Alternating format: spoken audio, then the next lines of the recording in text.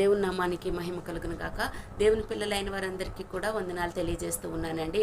ఈ దినాల్లో చాలామందిని చూసినట్లయితే చాలామందిని రోల్ మోడల్స్గా తీసుకుంటున్నారు. అలాగా ఇష్టపడుతున్నారు. వారి డ్రెస్సింగు, వారి యొక్క నడవడిక, ప్రవర్తన విధానాలను బట్టి అలా ఉండాలని అనుకుంటున్నారు. కానీ దేవుని పరిశుద్ధ లేఖనంలో నుంచి మనం దేవుని భక్తుల్ని మనం మాదిరిగా తీసుకోగలిగినట్లయితే మన ఆధ్యాత్మిక జీవితంలో మనం అంచెలంచెలుగా ఎలా ఎదగగలమో, మన గురి ఎద్దుకు మనం ఎలా చేరగలమో మనము తెలుసుకోగలుగుతాం. నిజంగా పరిశుద్ధ లేఖనంలో చాలా మంది భక్తులు ఉన్నారు. మొదటిగా చూసినట్లయితే పరిశుద్ధంగా జీవించిన వ్యక్తిని మనం చూసుకున్నట్లయితే యోసేపు అండి. ఆయన పరిశుద్ధంగా జీవించాడు.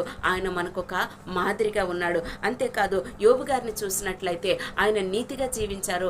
ఆయన మనకొక మాదిరి. అంతేకాదు దానియేలును మనం తీసుకున్నట్లయితే ఆయన యథార్థంగా జీవించారు.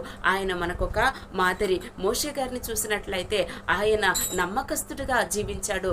ఆయన మనకొక మాదిరి. పౌలు గారిని చూసినట్లయితే ఆయన ప్రయాసపడి దేవుని పరిచర్య చేయటానికి ఎన్నో శ్రమలు అనుభవిస్తూ కూడా దేవుని కొరకు ముందుకు సాగిన వ్యక్తి. నిజంగా అందుకని ఆయనను కూడా మనం మాదిరిగా తీసుకోగలిగినట్లయితే దేవుని పరిచర్యలో ముందుకు సాగగలుగుతాం. అలాగే ఇంకా దావీదును మనం తీసుకున్నట్లయితే తగ్గింపు స్వభావం కలిగి దేవుని ఎలాగ ఆరాధించాలో, ఎలాగ దేవుని స్తుతించాలో మనం నేర్చుకోవచ్చు.